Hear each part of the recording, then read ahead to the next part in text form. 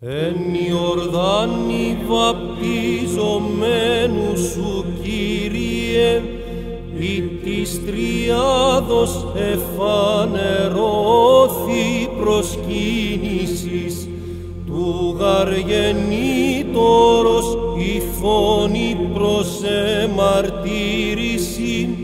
αγάπητον σε Υιόν ονομάζουσα,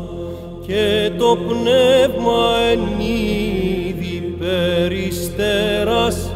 ευβεβαίου του λόγου το ασφάλες,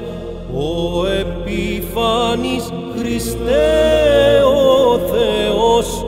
και τον κόσμον φωτίσας δώσει.